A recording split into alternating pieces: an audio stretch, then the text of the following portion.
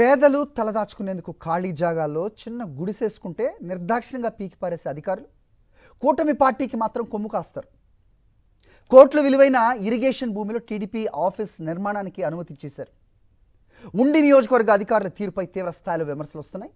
కోట్ల రూపాయల విలువైన భూమిని టీడీపీ ఆఫీస్కి దారదత్తం చేస్తున్న అధికారుల తీరుపై సాక్షి స్పెషల్ స్టోరీ. ఉండి నియోజకవర్గం పాలకోడేరు మండలం గొల్లల కోడేరులో దాదాపు 2 ఎకరాల భూమిలో టీడీపీ జిల్లా కార్యాలయ భవనం నిర్మాణానికి శంకుస్థాపన చేయడంపై సర్వత్రా విమర్శలు వ్యక్తమవుతున్నాయి.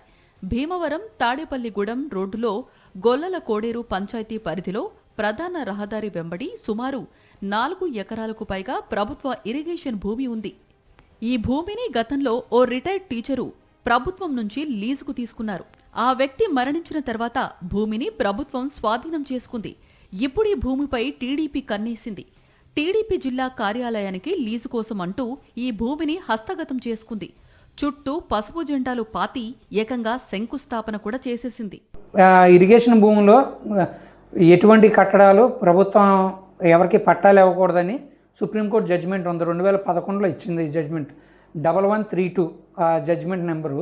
ఇదే కలెక్టర్ గారు ఆ జీవోలు అన్నీ ఉన్నప్పుడు ఆవిడే ఆ జీవోలతో ప్రజలను ఖాళీ చేస్తున్నప్పుడు సెక్రటరీలకు చెప్పి లేకపోతే ఎంఆర్ఓలకు చెప్పి ఖాళీ చేస్తున్నప్పుడు ఈరోజు ఆవిడ పర్మిషన్ ఎలా ఇచ్చారు?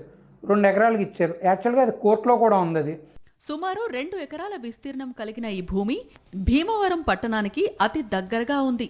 కోట్ల రూపాయల విలువ చేసే ఈ ప్రభుత్వ భూమిని లీజు పేరిట టీడీపీ దక్కించుకోవటంపై ఉండి నియోజకవర్గ వైఎస్ఆర్సీపీ నాయకులు విమర్శలు చేస్తున్నారు. కాలువ పోరంబోకులు, రోడ్డు పోరంబోకుల్లో ఉన్నాయి, వీటిని స్థలాలను కాపాడాలి అని చెప్పేసి బీసీలు, బడుగు బలహీన వర్గాలు, దళితుల ఇళ్లను కూల్చివేశారు.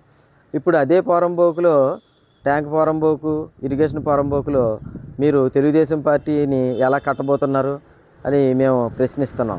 పశ్చిమ గోదావరి జిల్లా వైఎస్ఆర్సీపీ బీసీ సెల్ అధ్యక్షుడు పార్టీ కార్యాలయానికి ఇచ్చిన భూమిలో మిగిలిన భూమిని రాజకీయ నాయకులు కబ్జా చేసేందుకు యత్నిస్తున్నారని నేతలు ఆరోపిస్తున్నారు. ఇరిగేషన్ స్థలాల్లో నిర్మాణాలు చేపట్టకూడదు, నిర్మాణాలు ఉండటానికి వీల్లేదు అని మీరు చెప్తున్నారు.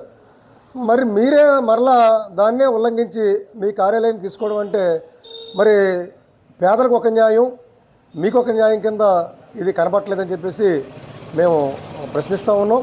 ఇరిగేషన్ శాఖకు చెందిన భూమిని ఏడాదికి ఎకరాకు 1000 రూపాయలు లీజు చెల్లించేలా ప్రభుత్వం నుంచి అనుమతి పొందారు. ముందుగా 66 ఏళ్లకు లీజుకు ఇచ్చేలా ఒప్పందం చేసుకున్న పార్టీ నాయకులు అవసరమైతే మరో 33 ఏళ్లు లీజు పెంచుకునే విధంగా అనుమతి పొందారు. ఇరిగేషన్ భూముల్లో ఎటువంటి కట్టడాలకు అనుమతి లేకున్నా టీడీపీ కార్యాలయ భవనాన్ని నిర్మించడానికి రంగం సిద్ధమైంది. పార్టీలో బోలంత అమౌంట్ ఉంటుంది, వాళ్ళ పార్టీ అమౌంట్ ఉంటుంది. దాంతో ఎక్కడైనా 2 ఎకరాలు కొనుక్కున్నో లేకపోతే వాటికి సంబంధించిన భూమి కొనుక్కున్నో వాళ్ళు పర్మనెంట్గా కట్టుకోవటం మంచిది, కానీ ఇరిగేషన్ డిపార్ట్మెంట్లో కట్టుకోవటం ఎంతవరకు సమంజసం? ఇది పార్టీకి కానీ ప్రజలు వాటికి అంగీకరించరు.